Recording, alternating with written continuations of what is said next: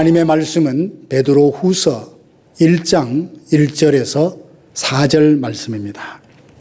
우리가 함께 읽도록 하겠습니다. 예수 그리스도의 종이며 사도인 시몬 베드로는 우리 하나님과 구주 예수 그리스도의 의를 힘입어 동일하게 보배로운 믿음을 우리와 함께 받은 자들에게 편지하노니 하나님과 우리 주 예수를 알므로 은혜와 평강이 너희에게 더욱 많을지어다. 그의 신기한 능력으로 생명과 경건에 속한 모든 것을 우리에게 주셨으니 이는 자기의 영광과 덕으로서 우리를 부르신 이를 알므로 말미암음이라. 이로써 그 보배롭고 지극히 큰 약속을 우리에게 주사 이 약속으로 말미암아 너희가 정욕 때문에 세상에서 썩어질 것을 피하여 신성한 성품에 참여하는 자가 되게 하려 하셨느니라. 아멘. 몇 년 전에 NBC 뉴스에서 이런 뉴스를 방영한 적이 있습니다. 네바다주에서 있었던 일인데요. 월터 사만스키라고 하는 69세의 한 노인의 이야기입니다. 그는 자신이 살고 있던 작은 아파트에서 누구의 돌봄도 받지 못한 채 쓸쓸하게 죽어갔습니다.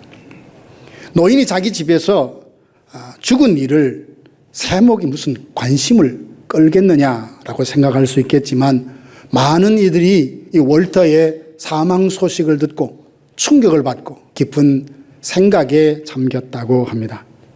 왜냐하면 그의 유산을 정리하는 과정에서 모든 사람이 경악을 금치 못할 일이 있었습니다. 그의 허름한 차고를 뒤져보니까 수십 년 된 듯한 먼지가 자욱하게 쌓인 상자를 열어보니까 거기서 수십 개의 금괴가 나왔습니다. 그리고 어떤 박스를 열어보니까 박물관에나 있을 법한 신기하고 기가 막힌 그 동전들이, 금화들이 무더기로 발견되었던 거죠. 더 놀라운 것은 그의 은행 계좌였습니다. 계좌를 보니까 무려 700만 불이 고스란히 잠을 자듯 그 어카운트에 담겨져 있었던 겁니다. 그는 아무도 모르는, 심지어 자기 자신조차 잊어버렸던 백만장자였던 겁니다. 그런데 이웃들의 증거가 더 기가 막힙니다. 그는 살았을 때에 늘 해진 구멍난 양말을 그 어설픈 솜씨로 그 꿰어서 그렇게 신고 다녔다고 해요. 친구들이 가끔 커피 한잔 하자 그러면 아유 그 비싸서 안 먹는다고, 돈 아깝다고까지 손살을 치며 거절했다고 하죠. 혹독한 추운 겨울에도 난방비를 아끼기 위해서 낡고 얇은 담요로 그렇게 지냈고, 그 무더운 더운 여름에는 에어컨도 틀지 않고 그렇게 지냈다고 합니다. 자기 재산을 그렇게 많은 사람들에게 나누었더라면 그 살고 있는 도시의 모든 가난한 사람을 구제할 수 있는 큰 돈을 가졌던 사람이지만 정작 자신은 누구보다 가난하게 살았습니다. 그는 평소에 극도로 인색했고 그리고 지독한 결핍 속에서 스스로를 가난이라는 감옥 속에 가두고 살았던 사람입니다. 700만 달러의 백만장자가 세상에서 가장 가난한 거지처럼 살다가 죽었다는 이 이야기를 들으면 사람들은 혀를 차며 그렇게 우스꽝스럽게 말할 겁니다. 참 바보스러운 사람이 세상에 어디 있나. 왜 단 한 번이라도 자기가 가진 것이 얼마인지 확인해 보지 않았단 말인가. 조금만 관심을 가졌다면 풍요롭고 그리고 멋지게 따뜻하게 많은 것을 나누면서 살 수 있었을 텐데, 저는 이 월터 사만스키의 이야기를 접하면서 어쩌면 이 일이 오늘을 살아가는 우리의 모습일 수도 있겠다라는 생각을 하게 되었습니다. 성경은 우리를 향해서 놀라운 선언을 합니다. 에베소서 1장 3절 말씀에 보면 찬송하리로다 하나님 곧 우리 주 예수 그리스도의 아버지께서 그리스도 안에서 하늘에 속한 모든 신령한 복을 우리에게 주셨다라고 말합니다. 갈라디아서 4장 7절도 보니까 내가 이후로는 종이 아니라 아들이니 아들이면 하나님으로 말미암아 유업을 이을 자다. 우리는 믿음 안에서 예수 그리스도 안에서 하늘나라를 상속할 자다라고 성경이 말해주고 있습니다. 우리가 하나님의 상속자자라고 하지만 실제 우리의 삶은 어떠합니까? 주일 예배 때 두 손을 높이 들고 하나님을 찬양합니다. 주님은 나의 왕, 예수는 나의 왕이라고 선포합니다. 여호와는 나의 목자시니 나는 부족함이 없다고 찬양을 하고 그렇게 고백합니다. 모든 것이 합력하여 선을 이루신다며 하나님의 그 신실하심을 믿는다고 고백을 합니다. 그러면서 그 말씀을 통해 위로를 받고 소망을 다시 갖게 되죠. 그러나 월요일 아침이 되면 치열한 삶의 현장으로 들어가면서 주일날 받았던 그 은혜, 신앙의 어떤 마음은 다 어디론가 사라져버리고 예상치 못했던 재정 문제 앞에서 나는 왜 이렇게 무력한가? 오래된 갈등을 보면서 하나님 정말 나를 사랑하시나? 의심이 생기고 도무지 해결될 기미가 보이지 않는 문제에서 나는 왜 이렇게 무기력하고 아무것도 할 수 없냐며 예배당 문을 나서는 순간 마치 그가 은혜의 모든 하나님의 인도하심이 사라져버린 것 같은 하늘나라를 상속할 자라는 믿음이 있다고 말하면서도 실제로 월트 사만세키처럼 이렇게 살아가고 있는 것은 아닐까 생각해 보았습니다. 현실과 이상의 깊은 간극과 모순, 이 비극적인 아이러니를 어떻게 설명할 수 있겠습니까? 오늘 인생의 황혼기에 접어든 사도 베드로는 사랑하는 성도들을 향해서 이 질문에 대해서 답을 주고 있습니다. 문제는 가진 것이 없어서가 아니라 자기가 가진 것이 무엇인지 모르는 것이 문제다.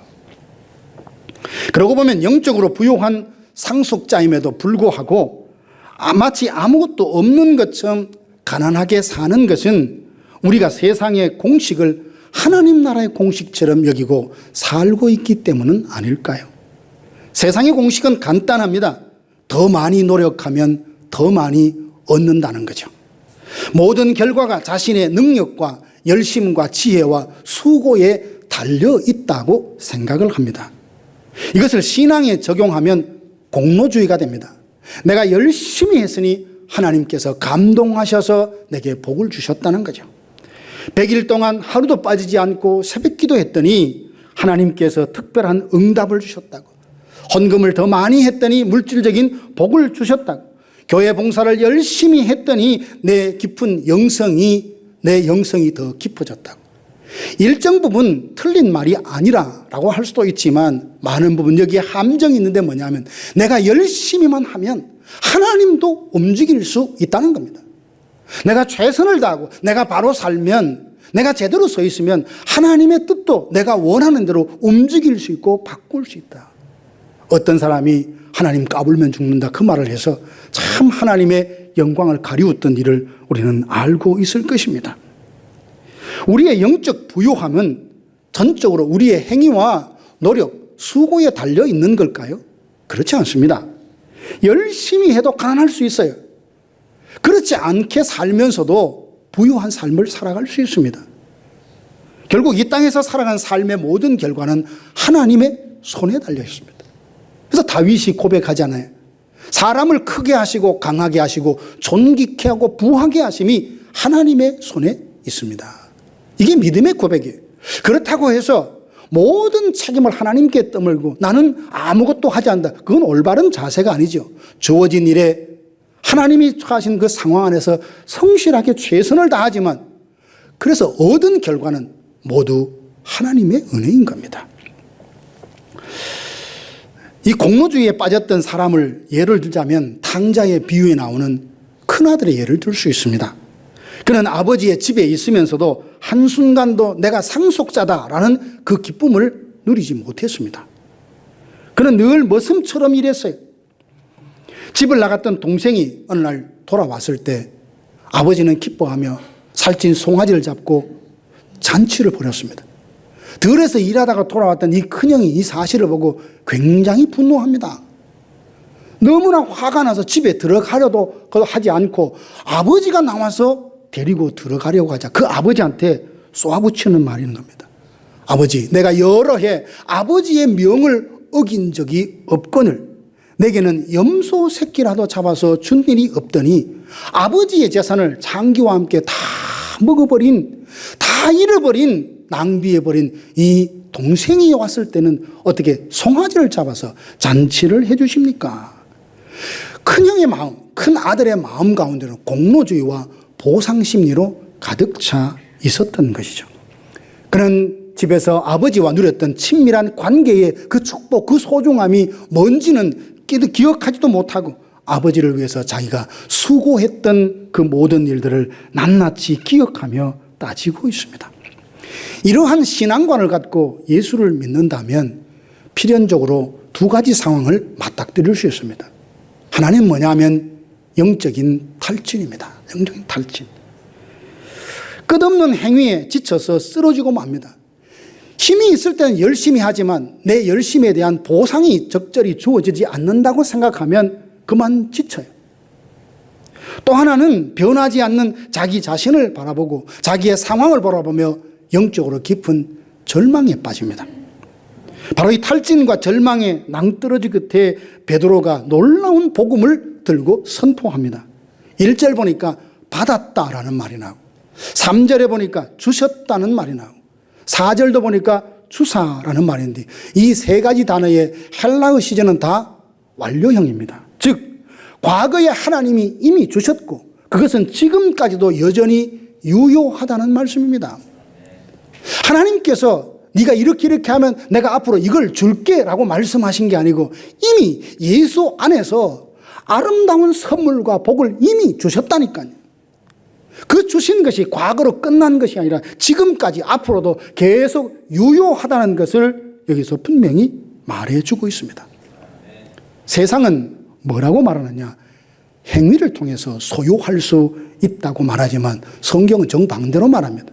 하나님께서 우리가 행하기 전에 먼저 주셨다는 것을 강조합니다. 주셨으니까 내 존재가 달라지고 그리고 내 자신을 새롭게 깨달으며 삶을 살아가는 것이 바로 복음의 패턴입니다. 사랑하는 성도 여러분, 기억하십시오. 이미 하나님은 우리에게 한량없는 복을 이미 주셨다는 사실.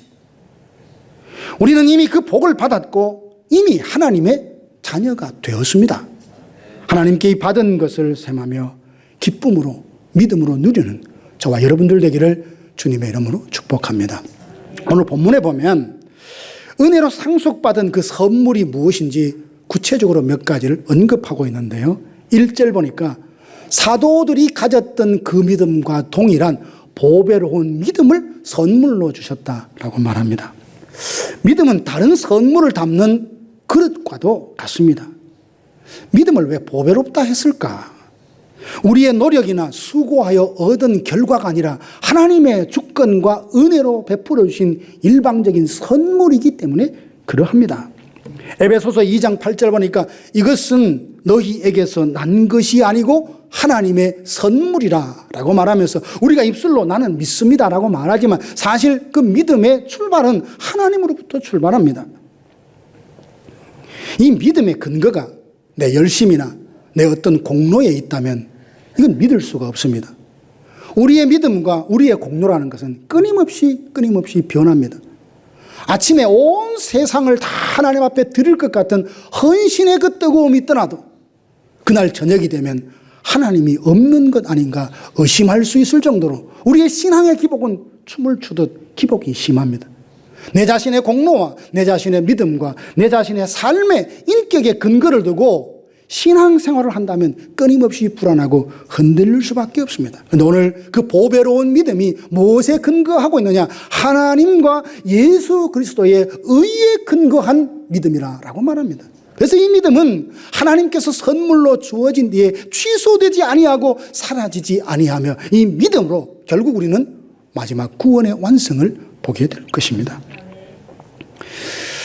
이 믿음은 사도들과 동일한 것이라고 말했는데 사도들의 그 동등한 가치, 특권을 갖게 되었으니 보배로울 수밖에 없습니다.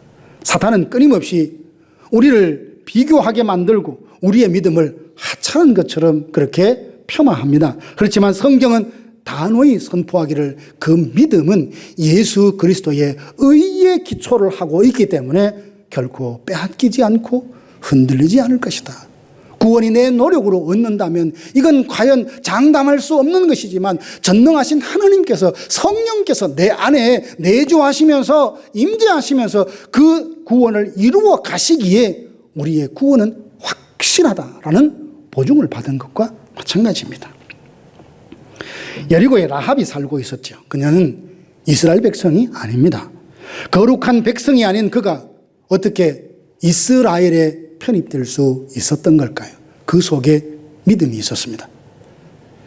이스라엘 백성들의 광야를 지나오면서 아모리 왕 시온과 바산한 옥을 하나님께서 무찌르시는, 하나님께서 그 민족과 함께 한다는 것을 듣게 되었을 때에 하나님께서 그 마음에 믿음을 선물로 주셨습니다.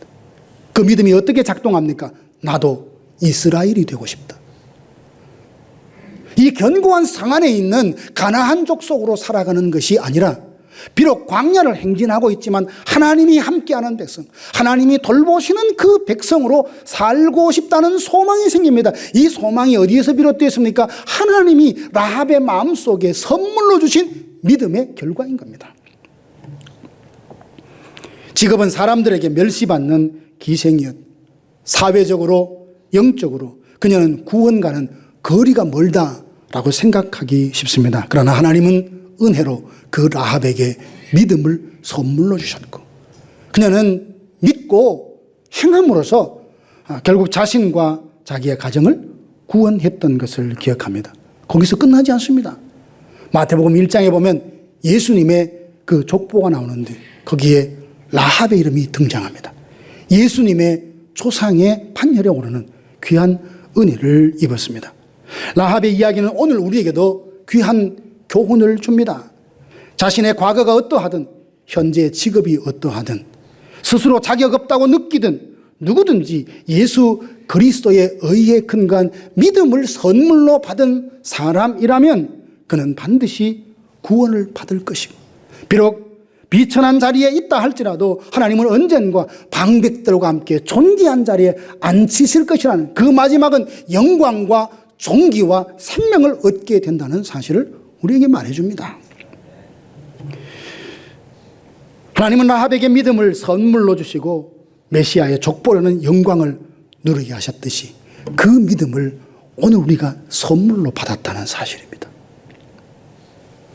은혜 받을 만한 아무런 자격이 없는 우리에게 하나님이 사랑하셔서 창세전에 이미 우리를 하나님의 자녀 백성 삼으시기로 선택하시고 때가 되어 이 땅에 우리를 보내시고 믿음을 주셔서 그 믿음 안에서 살며 약속된 복을 누리도록 우리에게 그 선물을 주셨다는 사실입니다. 그리고 두 번째는 생명과 경건에 속한 모든 것을 선물로 주셨다라고 3절에 말하고 있습니다. 생명은 단순히 육신적인 생명을 뜻하지 않습니다. 하나님과의 관계 안에서 누리는 영적 생명을 뜻합니다. 이것은 예수 그리스도를 알므로써 더욱더 내 안에서 힘있게 역사합니다. 생명에 속한 모든 것이라는 것은 죄사함의 은총, 의롭다 하심, 하나님의 자녀가 되는 권세 등 구원에 기초한 모든 것들을 다 포함합니다. 거기에 성령의 내주하심으로 진리를 깨닫고 하나님의 뜻대로 인도함을 받고 말할 수 없는 탄식으로 우리를 위해서 기도해 주시는 성령의 은총을 누리며 사는 것을 뜻합니다. 쉽게 말해 생명에 속한 모든 것이라는 것은 우리가 거듭나고 그 생명을 유지하며 살아가는 데 필요한 모든 것을 선물로 이미 주셨다는 사실입니다. 그리고 경건은 하나님을 경외하고 그분의 성품을 닮아가는 삶의 태도와 실천을 의미하는데요. 이는 내적인 신앙이 겉으로 드러나는 것을 말하며 단순히 종교적인 행위를 넘어선 인격과 삶의 변화를 다 포함합니다. 경건에 속한 것을 하나님이 선물로 주셨다는 것은 이 땅에서 하나님의 자녀로, 왕의 자녀로 살아갈 수 있는 필요한 지혜와 힘과 능력을 이미 성령 안에서 다 주셨다는 말씀입니다. 이런 영적인 원리를 그 누구보다 깊이 체험했던 사람이 사도 바울 아닙니까? 그는 교회를 세우고 수많은 기적을 행하면서 신약 성경의 거의 절반에 가까운 분량을 기록했던 사람입니다. 세상의 기준으로 보면 그는 영적인 거인이다라고 해도 부족함이 없을 것입니다. 그러나 그의 고백은 우리의 생각과는 다릅니다. 고린도후서 12장에 보니까 자신은 하나님 앞에 기도합니다. 육체의 가시를 가지고, 질병이죠. 그걸 두고 3차례나 기도했던데 횟수가 3번이라기보다는 작정을 하고 3번 텀을 가지고 하나님께 기도했습니다. 그는 자기의 손수건을 환자에게 놓으면 그 환자의 병이 났습니다. 안전뱅이를 일으켰고 죽은 자를 살린 놀라운 기적을 베풀었음에도 불구하고 정녕 자기 자신의 육신의 질병을 두고 3번 텀을 정하고 기도했는데도 하나님의 응답은 뭐였습니까? 내 은혜가 내게 족하다는 것입니다. 대신 주님은 바울의 인생을 관통하는 거대한 영적인 비밀을 깨닫게 해주셨는데요. 내 은혜가 내게 족하다. 이는 내 능력이 약한 데서 온전하여짐이라. 하나님의 이 말씀을 그가 듣고 깨닫게 되자 자기를 보고 세상을 보는 관점이 완전히 달라졌습니다. 그는 더 이상 자신의 약함을 부끄러워하거나 그것 때문에 위축되거나 그 사실을 숨기려 하지 않았습니다. 오히려 그는 이렇게 선포합니다. 도리어 크게 기뻐함으로 나의 여러 약한 것들에 대하여 자랑하리니 이는 그리스도의 능력이 내게 머물게 하려 함이라. 바울의 고백은 자신의 약함 때문에 낙심하는 많은 사람들에게 위로를 줍니다. 우리의 부족함이 하나님의 능력이 머무는 장소가 될 수 있다는 것. 우리의 부족함이, 우리의 약함이 하나님 예수 그리스도의 그 능력과 지혜가 온전히 역사하는 기회와 조건이 될 수 있다는 사실. 우리의 문제는 능력이 없는 것이 아니라 자신의 약함을 인정하지 않고 여전히 내 힘으로 살려고 하는 교만이 문제입니다. 우리가 자신의 약함을 알고 주님, 나는 할 수 없습니다. 그러나 하나님이 은혜 주시면, 하나님이 붙들어 주시면 하나님과 함께 능히 모든 일을 할 수 있습니다. 주님을 깊이 알아갈 때 이미 우리 안에 주어졌던 그리스도의 능력이 삶을 통하여 온전히 드러나게 될 것입니다. 우리는 이렇게 생명과 경건에 속한 모든 것을 이미 예수 그리스도를 통하여 받았다는 사실입니다. 세 번째로는 하나님은 4절에 보니까 보배롭고 지극히 큰 약속을 주셨다라고 말씀합니다. 이 약속은 우리가 이 세상에 썩어질 것을 피하여 마침내 신성한 성품, 하나님의 성품에 참여할 자가 되리라는 소망을 갖게 합니다. 보배롭고 큰 약속이라는 것은 우리 죄를 속량하셔서 하나님의 사랑받는 자녀가 되게 해갔다는 약속입니다. 세상 끝날까지 우리와 동행하겠다는 약속입니다. 다시 이 세상에 와서 우리를 하나님의 나라로 이끌어 들이실 것이라는 약속을 말합니다. 우리에게는 죽음이 끝이 아니라 다시금 살아날 것이라는 부활에 대한 약속을 포함하고 있습니다. 하나님은 신실하십니다. 말씀하신 바를 반드시 성취하시는 하나님이십니다. 그러므로 보배롭고 큰 약속을 가진 자는 더 이상 이 세상의 것에 연연하지 않습니다. 정욕 때문에 세상에서 썩어질 것을 피하여 신의 성품에 참여하는 사람으로 살아가게 됩니다. 믿음의 조상 아브라함은 보배롭고 위대한 약속을 붙들고 살았습니다. 그 약속을 받았기에, 약속을 붙들었기에 갈 바를 알지 못하고도 고향과 친척과 아비 집을 떠날 수 있었습니다. 스라에는 자식 하나 없었지만 하나님께서 하늘의 별처럼 바다의 모래알처럼 내 후손이 많아질 것이라 라는 그 약속을 아멘하며 받았고 그 믿음으로 하나님은 아브라함을 의롭다 여기셨습니다. 그리고 이 땅에 살면서 아브라함은 많은 재산을 축적하지는 않았습니다. 마지막 자기 아내 사라가 죽었을 때 장사할 땅 한 평 없어서 세겜 사람들에게 막벨라 굴을 사서 장사했던 것을 봅니다. 이를 통해서 아브라함은 이 땅이 아니라 더 나은 성을 향하여서 날마다 영적 순례의 삶을 살아갔습니다. 어떻게 이게 가능했습니까?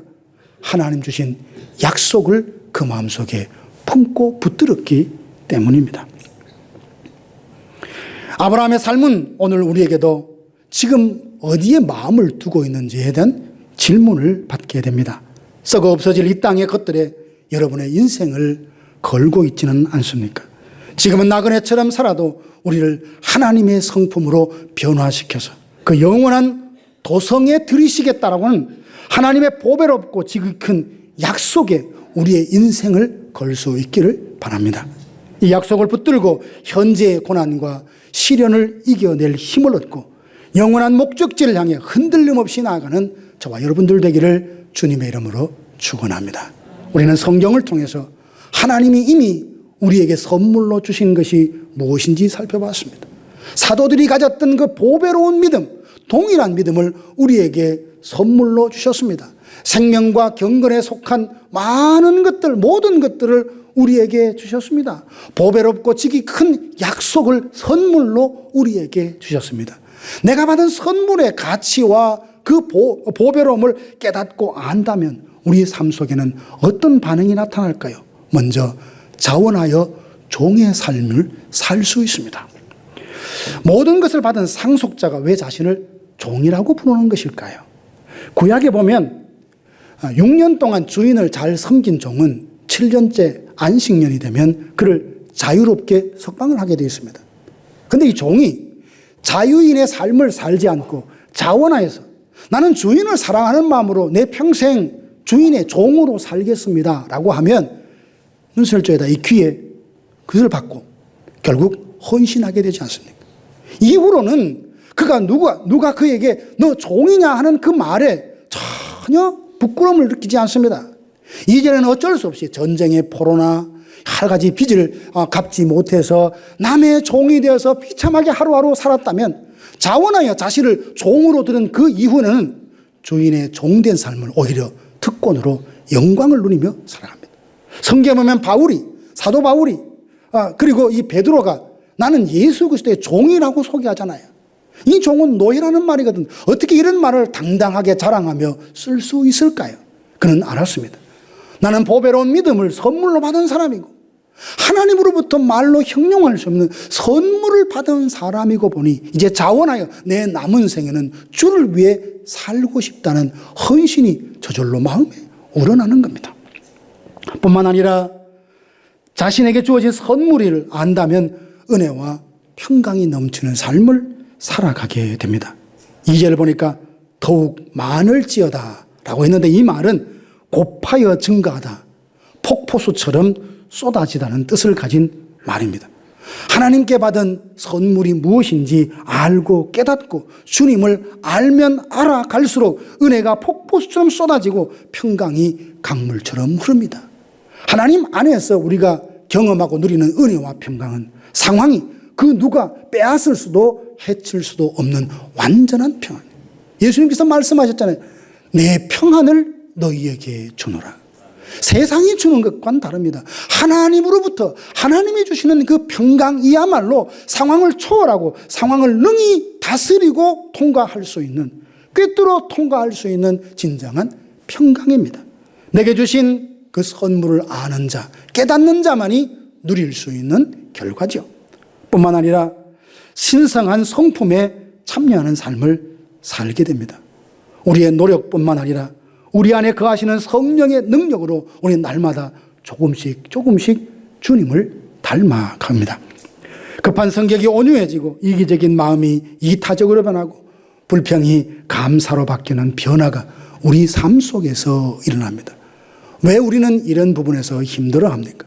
내 힘, 내 의지, 내 지혜로 나를 바꾸려 하니까 끊임없이 실패할 수밖에 없습니다. 그러나 나를 하나님 앞에 온전히 내어드리고 그분이 운행하시고 그분이 빚으시고 그분이 온전케 하시도록 그분께 내 인생을 의탁할 때 하나님은 성령을 통하여 우리를 하나님의 사람으로 완전케 하실 것입니다. 사랑하는 성도 여러분, 월터 사만스키는 700만 달러를 가지고도 거지처럼 살다가 비극적으로 쓸쓸하게 죽었습니다. 그러나 우리는 하나님께 주신 선물이 무엇인지 생각하며 사십시다. 우리는 사도들과 동일한 보배로운 믿음을 이미 선물로 받았습니다. 내 안에는 다이너마이트와 같은 하나님의 능력이 있습니다. 나의 미래는 하나님의 성품에 참여하는 영광으로 이미 확증, 보장되었음을 믿으시길 바랍니다. 오늘부터 감사함으로 주님을 섬기는 종이 되리라. 은혜와 평강을 누리며 살리라. 세상에 썩어질 것이 아니라 영원한 것을 추구하리라 결단할 수 있기 원합니다. 하나님께로부터 보배로운 선물을 받았으니 이제 예배는 의무에서 특권으로, 섬김이 부담이 아닌 기쁨으로, 불안이 떠나 평강이 임하는 은혜로 충만케 되시기를 주님의 이름으로 축복합니다. 사랑하는 성도 여러분, 이미 하나님께로부터 풍성한 영적 선물을 받았으니 기쁨으로 그리스도를 섬기며 그 능력 안에서 하루하루 하나님의 성품에 참여하는 저와 여러분들 되기를 주님의 이름으로 축복합니다.